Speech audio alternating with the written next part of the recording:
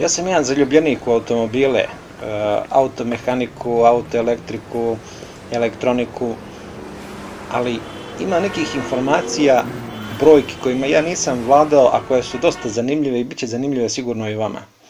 Da li znate da u svetu trenutno ima preko 900 miliona automobila, znači vozila raznih vrsta na ulicama? Od 1995. do prošle godine broj automobila se skoro udvostručio, sa 500 na preko 900 miliona. A još više se rast ubrzava zahvaljujući Kini i drugim zemljama koji su u velikom usponu. Broj automobila na 1000 stanovnika u Americi je na primjer 775, Luksemburg 655, Italija 605, Nemačka 573, u Rusiji 170, Argentina 155, Meksiko 119, Kina 22, Indija 11, Kenija, Etiopija samo 10. Znači velika neravnomernost. Ali kako je sve to počelo? Krenut ćemo kroz istoriju. Sam početak možemo vezati za 17. vek, tačnije kraj 17. veka, 1672. godinu, kada je u Kini konstruisan prvi parni automobil, ili bolje rečeno automobilčić. Ovaj automobil doduše nije mogao da služi za transport ljudi zbog svojih malih dimenzija i zbog činjenice da je zapravo bio igračka za sina kineskog cara, ali je ipak predstavljao svojevrsnu revoluciju konstruisanog prvog automobila. Kasnije, u 1784. u Velikoj Britaniji od strane Williama Murdocka, kao i u Americi od strane Olivera Evansa 1789. godine, napravljeni su prvi parni automobili. Stavljajući na stranu parne automobile, tačno vrijeme kada je nastao prvi automobil sa unutrašnjim sagorevanjem je poznato, za razliku od mnogih drugih patenata, čiji su pronalazači i pravo vrijeme je nastanka još uvijek nepoznati. Prvi automobil sa motorom s unutrašnjim sagorevanjem nastao je 1807. godine i patentirao ga je François Isaac Derivas. Ali verovali ili ne, gorivo koje ga je pokretalo je bio vodonik pomiješan sa kiseonikom.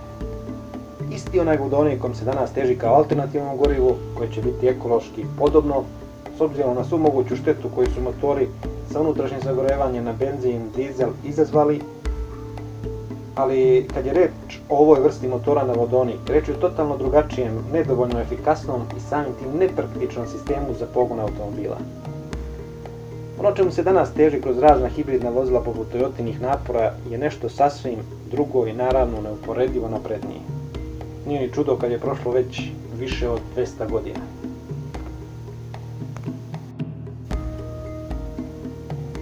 Ipak, ono što je zapravo najbitnije kada je u pitanju automobilska industrija i proizvodnja automobila, zapravo jeste prvi automobil koji je pokretao motor s unutrašnjim sagorevanjem, a koji se kretao uz pomoć benzina, to jest nafte. A dok čijeg patenta je moralo proći još 80 godina.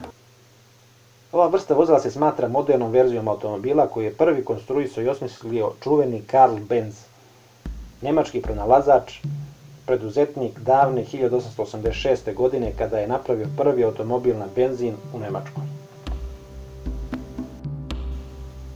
Upravo taj trenutak se smatra i početkom automobilske industrije i serijske proizvodnje, pošto je Karl Benz proizveo nekoliko identičnih modela ovih automobila od 1888. godine do 1890. godine. Karl Benz je zajedno sa svojom suprugom pokrenuo Mercedes-Benz, najuspešniju svjetsku kompaniju za proizvodnju automobila, a i bilo je očekivano pošto su i bili prva autofirma na svetu. Krajem 19. veka su se pojavili prvi elektromobili. Nadmetanje između parnog motora, motora s unutrašnjim sagorevanjem i elektromotora traje sve do prve desetine 20. veka, od kad počinje da vladaju automobili s unutrašnjim sagorevanjem. U to vrijeme automobil na električnu energiju je iz gledišta prenosa energije 2 puta efikasniji, ali opet prevlast preuzima motor s unutrašnjim sagorevanjem. Pravu revoluciju je napravio Henry Ford, koji je u Sjedinjenim Američkim Državama izumeo i izradio automobil koji je bio opšte dostupan većini ljudi, posebno Ford Model T, koji je uveden u proizvodnju 1908. godine i uspješno se proizvodio sve do 1927. godine. I možemo vidjeti istoriju razvoja Fordove linije automobila od samog početka pa do najsavremenijih dana. Pored Forda, koji je ostvario prvu industrijsku proizvodnju automobila, i Karla Benza, koji je prvi pronalazač automobila i svoj patent zabeležio 1886. godine, moramo pomenuti još neka imena u svijetu automobilizma. Wilhelm Daimler je bio nemački inženjer koji je 1883. godine konstruisao prvi automobilski benzinski motor. Osnovao je svoju kompaniju 1890. godine pod nazivom Daimler Motoren Gesellschaft.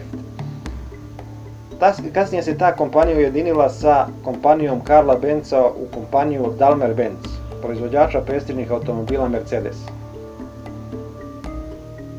Wilhelm Maybach je rani nemački motodizajner i industrijalac.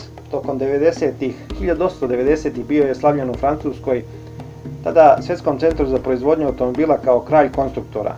Od kraja 19. veka Maybach zajedno sa Daimlerom napravio je motore s unutrašnjim sagorevanjem pogodne za zemljanu, vodenu i vazdušnu upotrebu. U razdoblju od 1921. do 1940. su proizvodili 12 različitih modela automobila, a uporedo i dalje proizvodili dizelske motore za železnicu i brodove. Maybach je u Drugom svjetskom ratu proizvodio dizel motore za nemačke tenkove Panter i Tigar, a nakon rata prestala je proizvodnja automobila. Rudolf Diesel. Roditelji su mu bili nemačke izbjeglice, otac je bio kožar, a majka dadilja i učiteljica stranih jezika. Radio je u Švajcarskoj, Parizu, a laboratorijski rad na svom motoru je nastavio u Berlinu i 1892. godine je patentirao svoj motor. Po njemu je nazvan dizel motor.